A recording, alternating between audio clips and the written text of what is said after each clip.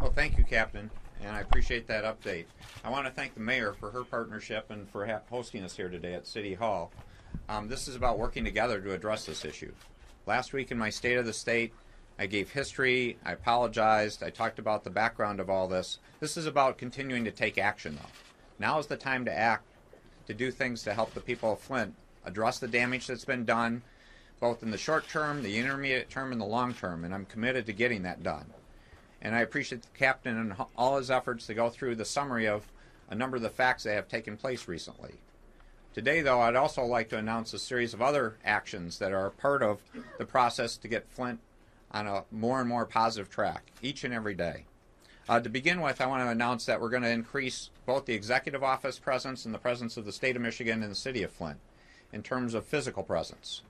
So we'll be opening an office here at the state office building headed by Rich Beard. Rich is with us today. Rich is a Flint native. So this place is near and dear to his heart. He's done tremendously good work previously in our administration, particularly in helping the city of Detroit.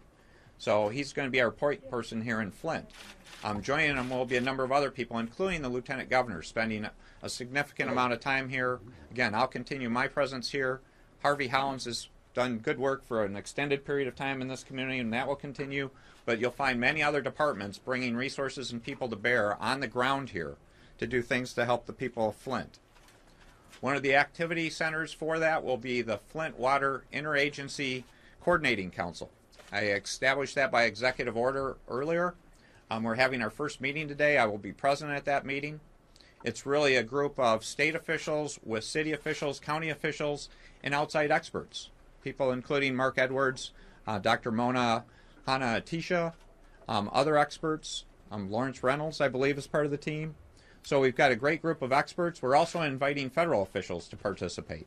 Again, this is like, let's bring all resources to the table so we can do this in a coordinated fashion. And that will be one of our primary instruments to move forward in terms of taking more action to help the citizens of Flint.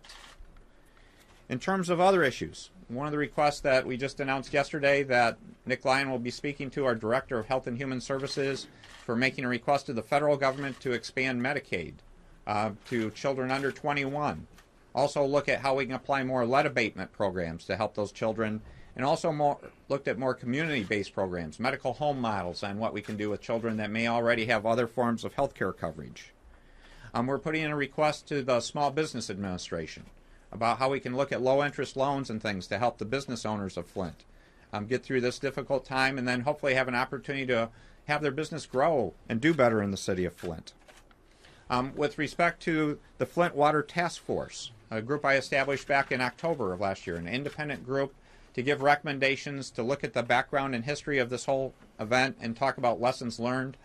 In a couple of other occasions, they had made recommendations. We followed up on those promptly. They gave me a letter last week.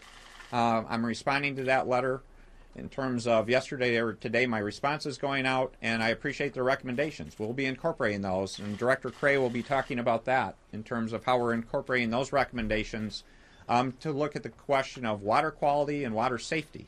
We'll establish a separate group of independent experts to work with us on the question of how do we get the water turned back on at the tap so it can be safe and clear, and what testing should be involved in that process to get to that point. In addition, I want to thank the Michigan Council of Foundations. They've provided some grant resources to help the city in terms of Mark Edwards. So there's a number of steps we're taking, but this is just the beginning. This is not the end of the process at all. So I'm pleased to say the Senate should be taking up the $28 million supplemental request for additional resources in Flint today and tomorrow in some fashion. The House passed it very quickly, and with 106-0 is the vote last week. So progress is happening there, but this is the start of a longer-term process to make sure we are committed to Flint. So if you do not look at this press conference as the end of something, this is just, again, another stopping point to say more is getting done, we're going to keep doing more, and we're going to keep committed to the people of Flint. With that, let me turn it over to the mayor. Mayor, thank you. I have just a few announcements that I want to make. First off is that Virginia Tech scientist Dr. Mark Edwards has been retained by the city of Flint to oversee all water testing done by the state and the federal government. He is fully independent. He will be reporting to me and is funded by private donations. Secondly, I have told the Governor Snyder that Flint residents should not have to pay for water they did not and are not using. Therefore, he has set aside $3 million in his supplemental budget request to legislators to address the issue. There's more work to be done once we have accurate numbers from the Flint Water Department, and we will revisit what is right for our citizens here in the city of Flint. I want everybody to know, I appreciate the federal government stepping up, but this does not replace the state stepping up and giving the funds for our residents to fix this issue.